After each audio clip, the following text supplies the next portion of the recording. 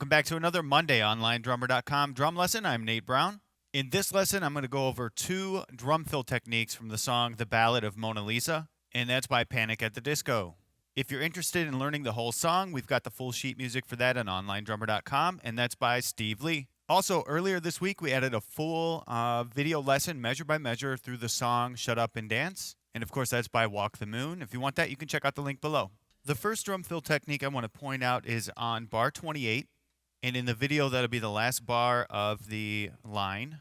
This type of fill can be called a short fill, and in Dawn's book, Chart-Topping Drum Fills, the 60s through today, she has a whole section, a whole lesson on short fills and different applications of those, and even how they're examples of how they're used in chart-topping songs.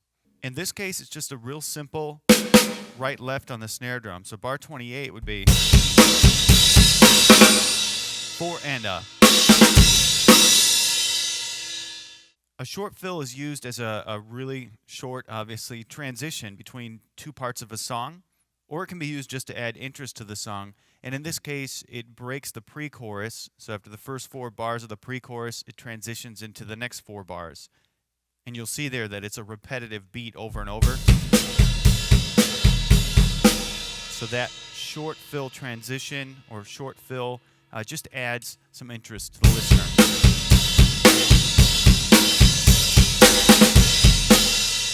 You can add that to any drum beat you play.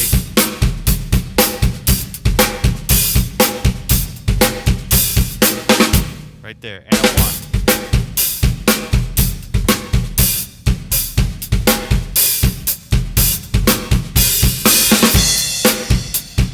It's just a real quick and a. You can even split that up between 2 drums when you're exploring your own ideas. Maybe an and a. 2, 3.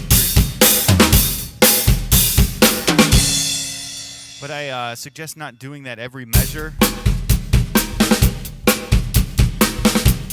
Kind of loses the effect. At the end of this pre-chorus, there's a rather long fill, and it's actually 2 full measures. And it starts with what's called a build fill in Dawn's book, Chart-Topping Drum Fills. 1 and 2 and 3 and 4 and. You want to crescendo that. You start with the crash and the snare, and then just on the low tom real quietly, and 2 and you're going to gradually increase that volume. And 3 and 4 and. The next bar of this 2-measure fill is linear, and that means no 2 drums are hitting at the same time. 1 and 2. That's a cool fill just by itself. I'll play it coming up. 3 and a 4 and. But put together with those 2 full measures, it really builds into a big transition, and that transition goes into the chorus.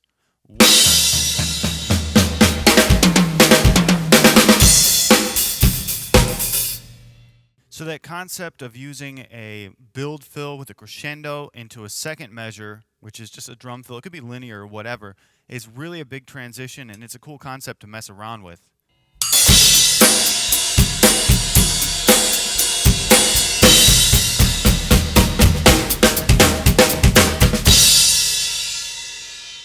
I hope you enjoyed this drum lesson this week. I know it was quick, and it's based on 2 drum fill techniques. And the examples from The Ballad of Mona Lisa might not be that difficult to play, but remember, it's always good to take these concepts and these ideas and try to explore your own orchestrations or your own ideas from them.